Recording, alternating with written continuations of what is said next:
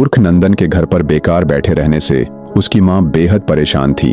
एक दिन उसने सोचा कि क्यों ना मूर्ख नंदन को व्यापार के लिए भेजा जाए, जिससे कुछ आमदनी हो जाए और वह बेकार भी न रहे। इसी मकसद के साथ उसकी माँ अपनी जमा पूंजी लेकर बाजार से मखमल के कपड़े का थान खरीद लाई। कपड़े की थान खरीदने के बाद उसकी माँ ने मूर्ख नंदन से कहा कि वो इसे नगर के बड़े बाजार में बेच आए। मूर्ख नंदन की माँ ने उसे खास हिदायत देते हुए कहा कि बाजार में इस थान की कीमत इसके वास्तविक मूल्य से 2 पैसे ऊपर ही बताना। माँ की बात गांठ बांधकर मूर्ख नंदन कपड़े का थान लेकर नगर के बाजार की ओर चल पड़ा। नगर के बड़े बाजार में पहुंचकर उसने एक जगह कपड़े का थान रख दिया और ग्राहक के मिलने का इंतजार करने लगा। कुछ देर बाद एक आदमी मूर्ख नंदन के पास आया और थान की कीमत पूछने लगा। मूर्ख नंदन को माँ की कही बात याद आई तो उसने शख्स से कहा, दाम का क्या है जनाब, आप बस थान के वास्तविक मूल्य से 2 पैसे ऊपर दे दीजिएगा। मूर्ख नंदन की बात सुनकर वह शख्स समझ गया कि वह मूर्ख है, इसलिए उसने तुरंत जेब से 4 पैसे निकालकर मखमल के कपड़े के थान के ऊपर रख दिए।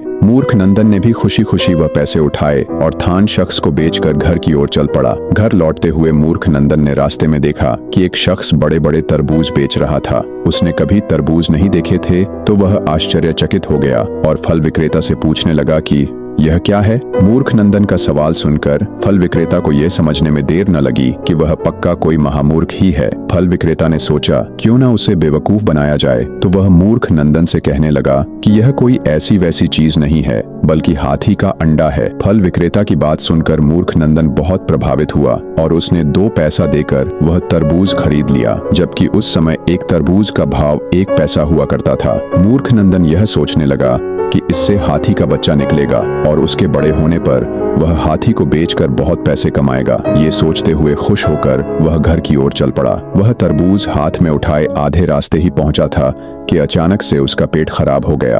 आसपास खाली व सुनसान जगह देखकर वह एक पत्थर पर तरबूज को रखकर खुद झाड़ियों के पास पेट हल्का करने चला गया। अचानक झाड़ियों से उसने देखा कि एक गिलहरी तरबूज के पास से कूदकर बाहर निकली और तरबूज पत्थर से नीचे गिरकर फट गया। मूर्ख नंदन को लगा कि वह गिलहरी कोई और नहीं बल्कि तरबूज से निकला हाथी का बच्चा है। इतना सोचकर वह गिलहरी को पकड़ने के लिए उसकी ओर दौड़ा, लेकिन गिलहरी तब तक फुर्ती से भाग चुकी थी। ये सोचकर कि हाथी का बच्चा हाथ से निकल गया, मूर्ख नंदन हाथ मलता रह गया और दुखी होकर घर की ओर चल पड़ा। रास्ते में मूर्ख नंदन को बड़े जोरों की भूख लगने लगी तो वह हलवाई की दुकान पर रुक गया और उसने खाने के लिए समोसे खरीद लिए। जैसे ही उसने समोसे का एक टुकड़ा मुंह में डाला, एक कुत्ता उसके सामने आकर भौंकने लगा। उसे लगा कि कुत्ता जरूर भूखा होगा, तो उसने बाकी बचा समोसा कुत्ते के सामने डाल दिया। कुत्ते ने पलक झपकते ही पूरा समोसा खा लिया और मूर्ख नंदन भूखा ही घर की ओर चल पड़ा। घर पहुंचकर उसने देखा कि उसकी माँ घर पर मौजूद नहीं थी।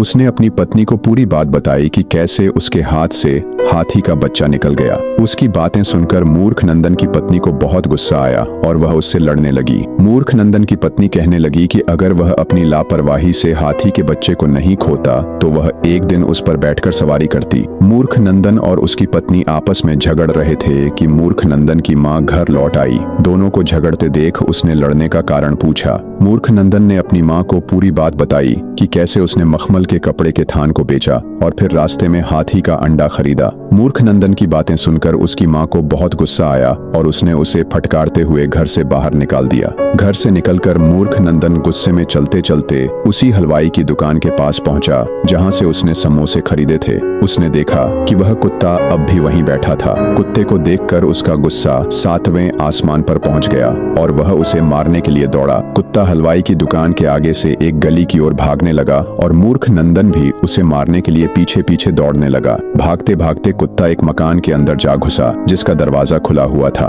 मूर्ख नंदन भी उसके पीछे घर के अंदर घुस गया। कुत्ता दीवार फांदकर घर से बाहर निकल गया और मूर्ख नंदन उसे ढूंढते हुए एक कमरे में जा पहुंचा। वो कमरा घर की मालकिन का था जो उस वक्त वहां मौजूद नहीं थी। उसे कमरे में सोने चांदी के आभूषणों से भरा एक छोटा संदूक दिखाई दिया जो खुला हुआ था।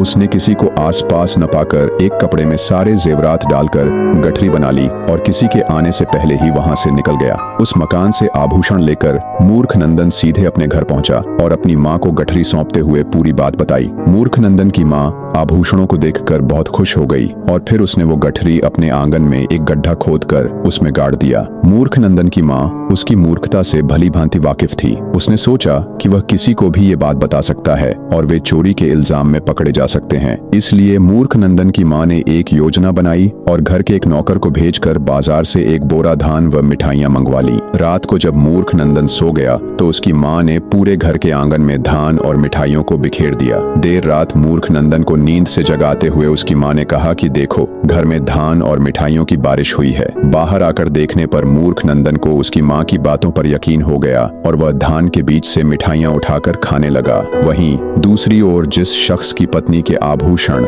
मूर्ख नंदन ने चुराए थे, उसने कोतवाल से शिकायत कर दी थी। मामले की जांच करते हुए कोतवाल और वह शख्स मूर्ख नंदन के घर पहुंचे। कोतवाल ने मूर्ख नंदन से चोरी के बारे में पूछा तो उसने चोरी की बात स्वीकार कर ली। मूर्ख नंदन ने कोतवाल को बताया कि कैसे वह कुत्ते का पीछा करते हुए मकान के अंदर पहुंचा और वहां से चोरी किए आभूषणों को उसकी माँ ने आंगन में गाड़ दिया। आगे उसने यह भी कहा कि आभूषणों को गाड़ने के बाद रात को धान और मिठाइयों की बारिश हुई। मूर्ख नंदन की बातें सुनकर कोतवाल और शख्स को लगा कि वह मूर्ख है, इसलिए ऐसी बातें कर रहा है। मूर्ख नंदन को पागल जानकर कोतवाल वहां से बिना कुछ तहकीकात किए ही चला गया। इस तरह से मूर्ख नंदन की माँ ने अपनी सूझबूझ से सभी को फंसने से बचा लिया। इसके बाद मूर्ख नंदन की माँ कई दिनों तक एक एक कर उन आभूषणों को बेचकर परिवार का खर्च चलाती रही। कहानी से सीख। इस कहानी से हमें दो सीख मिलती है।